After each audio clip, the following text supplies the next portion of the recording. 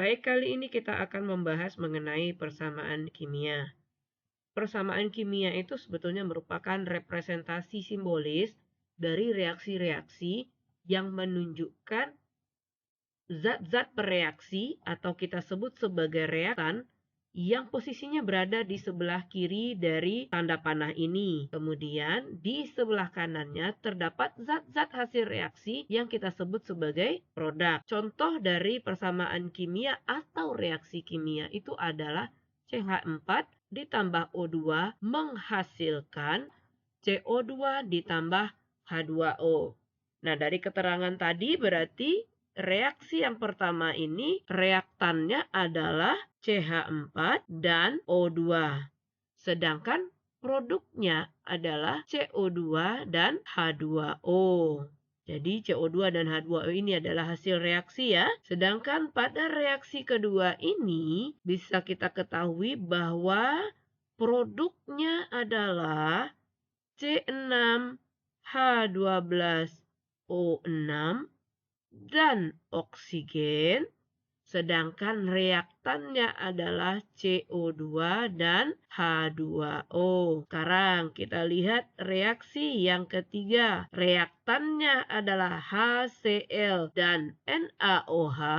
Kemudian hasil reaksi atau produknya adalah NaCl dan H2O. Kemudian kita membahas mengenai hukum kekekalan massa. Nah, di sini bisa kita lihat ya, hukum kekekalan massa itu dalam setiap reaksi kimia, massa itu tidak bisa diciptakan atau dimusnahkan. Hanya saja dia bisa berubah bentuk.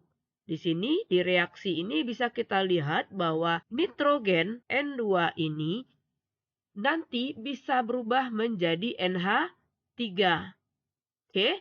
Efek dari dia bisa berubah tersebut, maka jumlah atom-atom yang terlibat dalam reaksi, jumlah yang pada reaktan itu akan sama persis dengan jumlah atom-atom yang terlibat pada produk. Sekarang kita lihat, coba N2 ini jumlah unsurnya nitrogen itu ada 2. Jumlah hidrogen ada 6.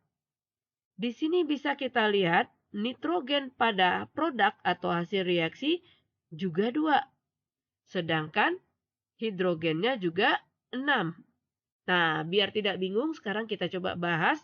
Ada 2 angka di sini.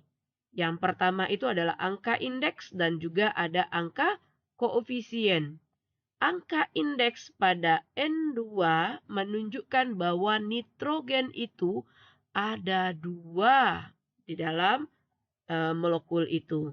Sedangkan pada yang berikutnya ada 3H2. Nah, angka 2 ini kita sebut dengan angka indeks. Sama dengan nitrogen tadi. Ini kita sebut sebagai angka indeks. Sedangkan angka yang berada sebelum molekul kita sebut sebagai angka koefisien. Artinya apa? Semua unsur pada molekul ini dikali dengan angka koefisien. Karena 3H2, jadi hidrogennya ada 2, maka dikali dengan 3. Maka jumlahnya menjadi 6. Sekarang pada NH3. Kita abaikan dulu koefisiennya. Berarti nitrogennya ada 1, hidrogennya ada 3. Karena koefisiennya ada 2, maka semua unsur yang ada dikali 2. Sehingga nitrogennya berjumlah 2, hidrogennya berjumlah 6. Sekarang kita cek. Berarti ini N-nya ada 2, H-nya ada 6. Cek saja di sini. Ini hidrogennya ada 6, totalnya ada 6. Di nitrogennya ada 2. Berarti sudah pas ya. Nitrogennya 2 dengan hidrogennya 6. Nah, itulah yang kita sebut sebagai hukum kekekalan massa. Oke, baik, kita masuk ke contoh lainnya untuk penyetaraan reaksi. Jadi tadi kita bercerita mengenai koefisien ya. Jadi angka koefisien ini sebetulnya digunakan untuk menyetarakan reaksi.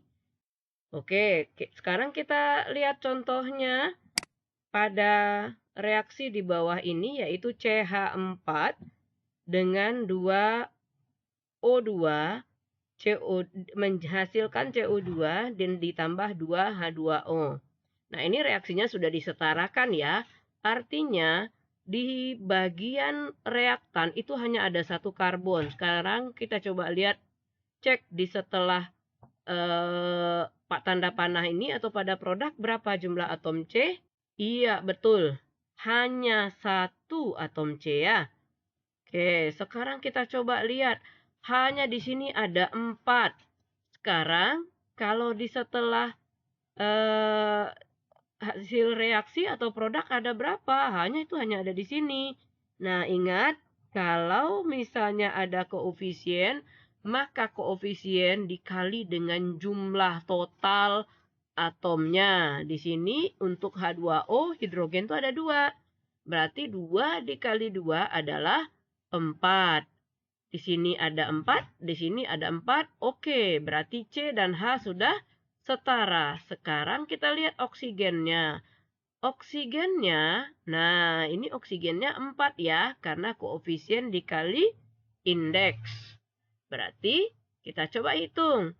Di CO2 ada 2 oksigennya. Oke, ada 2. Pada H2O ada 2 juga, karena 2 dikali 1 di sini.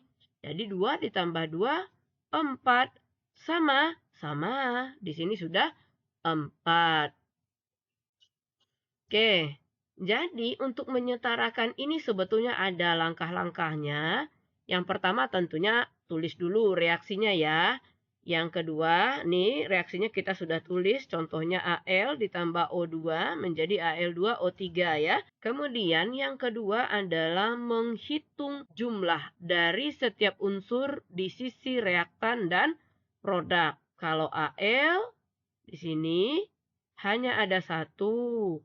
Oksigen ada 2. Kemudian pada produk Al-nya ada 2. Sedangkan oksigennya ada 3. Oke, berarti kan beda ya antara reaktan dan produk, jumlah unsur-unsurnya. Maka ini harus kita setarakan dulu agar reaksinya bisa terjadi. Nah, bagaimana caranya? Kita ikuti langkah yang kedua. Setarakan unsur yang hanya muncul satu kali. Nah, kebetulan dua-duanya baik Al maupun oksigen dua-duanya hanya muncul satu kali ya. Berarti kita coba ambil saja. Sekarang kita coba ambil Al. Nah, di sini kan Al-nya 1. Di produk Al-nya 2. Bagaimana caranya agar Al pada reaktan menjadi 2 juga? Dikali 2. Dikalikan dengan 2. Kalau dikali 2 berarti 1 dikali 2, 2. Berarti pengalinya ini kita tuliskan sebagai koefisien. Oke, berarti Al sudah setara. Sekarang oksigennya ada 3 pada produk, sedangkan pada reaktannya hanya 2. Kita kali berapa dia agar bisa? Kalau dikali 3 jadi 6 dia. Sedangkan di sini cuma butuh 3. Berarti kali 3 per 2. Maka di sini menjadi 3 per 2. Sudah setarakah? Coba kita cek ya. Ada 2 Al, di sini 2 Al-nya. Kemudian oksigennya ada 2, ada 3, di sini juga ada 3. Sudah setara. Tapi sayangnya ada satu yang masih tidak tepat. Yaitu dia harus menggunakan bilangan bulat. Oke, di sini Pada poin nomor 4, pastikan semua koefisien tersebut adalah bilangan bulat terkecil. Berarti nggak bisa ini, karena 3/2 bukan bilangan bulat. Karena dia 3/2 itu sama dengan 1,5 ya. Berarti bagaimana caranya 2Al ditambah 3/2O2 menghasilkan Al2O3? Bagaimana caranya dia agar menjadi bilangan bulat? Kalikan semua bilangan ini, kalikan dia dengan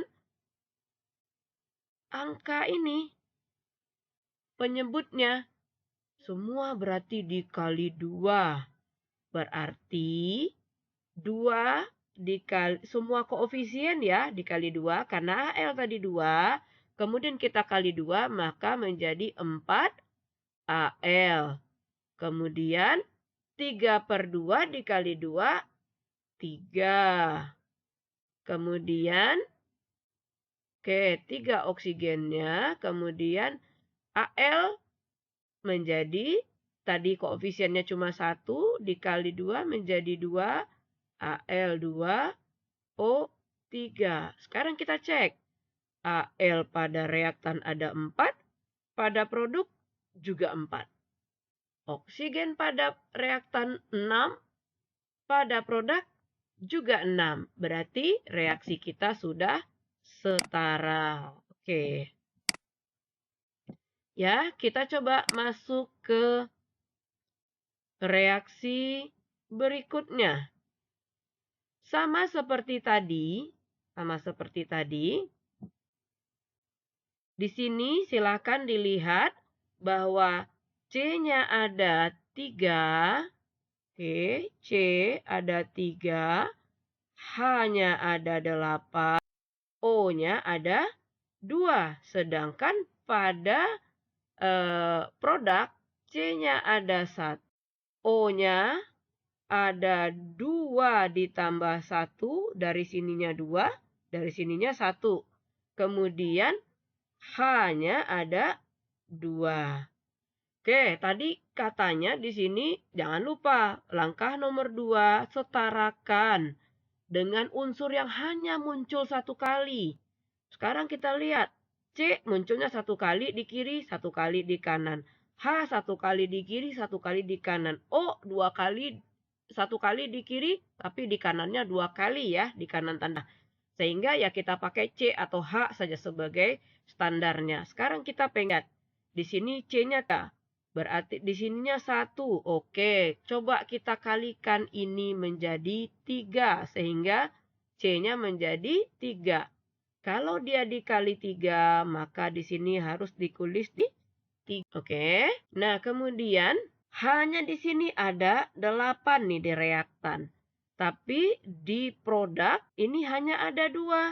Bagaimana dia bisa jadi 8? Maka dikali 4. Oke, maka koefisiennya dijadi 4. Tulislah 4 angka koefisiennya. Sekarang kita coba cek. Di sebelah kiri 2.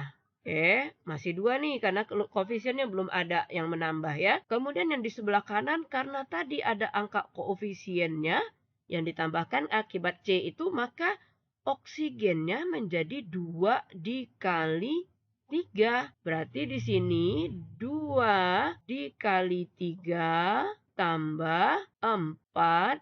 1 dikali 4. Jadi 2 ini yang jumlah awalnya dikali dengan koefisien.